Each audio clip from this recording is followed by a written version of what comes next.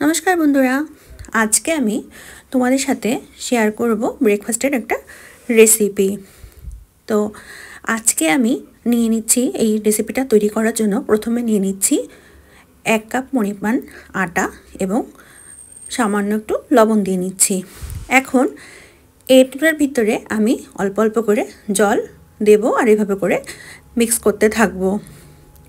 আমি একটা ব্যাটার তৈরি করে নেব, এজন্য অল্প অল্প করে জল দিয়ে ব্যাটারটা তৈরি করার চেষ্টা করছি।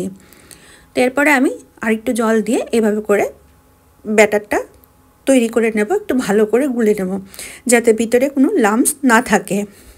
তো ব্যাটারটা আমার হয়ে গিয়েছে, এখন আমি এটাকে 5 মিনিটের জন্য রেস্টে রেখে দেব। এখন কড়াইতে তেল দিয়ে তেলটা গরম হয়ে এলে এর ভিতরে আমি পেঁয়াজ কুচি, ক্যাপসিকাম কুচি, টমেটো কুচি, আলু কুচি, বাঁধাকপি কুচি, ফুলকপি কুচি, কাঁচা লঙ্কা দিয়ে দেব। মানে আমার ঘরে যা সবজি ছিল আমি সেগুলো দিয়েই এই রেসিপিটা করার চেষ্টা করেছি।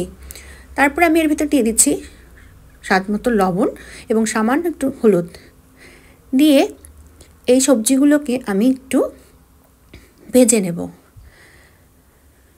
নাড়াচাড়া করে একটু সময় নিয়ে আমি তেলের মধ্যে ভেজে নেব। এখানে আমি কোনো জল ইউজ করব না।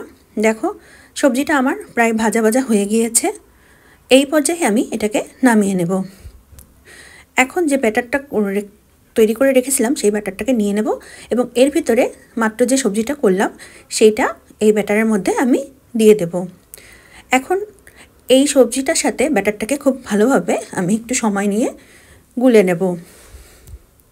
গোলানো হয়ে গেলে পরে আমি একটা চামচের সাহায্যে দেখে নেব আমার ব্যাটারের গোলাটা ঠিক আছে কিনা। এখন আমি প্যানে একটু তেল দিয়ে এভাবে করে পুরো প্যানটাকে ব্রাশ করে নেব। ব্রাশ করা হয়ে গেলে পরে এখন এর ভিতরে আমি ব্যাটারটা দিয়ে দেব। ব্যাটারটা দিয়ে এভাবে করে একটু চারপাশে ছড়িয়ে দেব রুটির মতো করার জন্য। আমার ভিডিওগুলো যদি ভালো লেগে থাকে তাহলে আশা করব আমাকে সাপোর্ট করে আমার পাশেই থাকবেন। তো দেখ, এক পাশ আমার হয়ে গিয়েছে, আমি আর এক পাশ উল্টিয়ে দিচ্ছি। একটু চেপে চেপে আমি এটাকে ভেজে নেব। এখানে আমি হিটটা রেখেছি মিডিয়াম টু লো ফ্লেমে। বেশি হিট দিলে পরে পুড়ে যাবে, এজন্য আমি একটু হিটটা কমে রেখেছি। এই তো আমার একটা ভাজা হয়ে গেছে। একই রকমভাবে আমি সবগুলো ভেজে নেব। এভাবে করে ব্যাটারটা দেব, দিয়ে এরকম একটু ছড়িয়ে ছড়িয়ে দেব।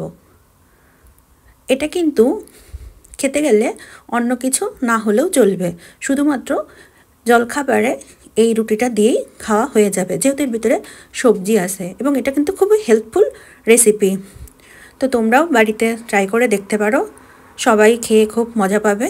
তো আজকে আমার এটাই তোমাদের সাথে শেয়ার করার রেসিপি ছিল। পরবর্তীতে দেখাবে অন্য কোনো রেসিপিতে।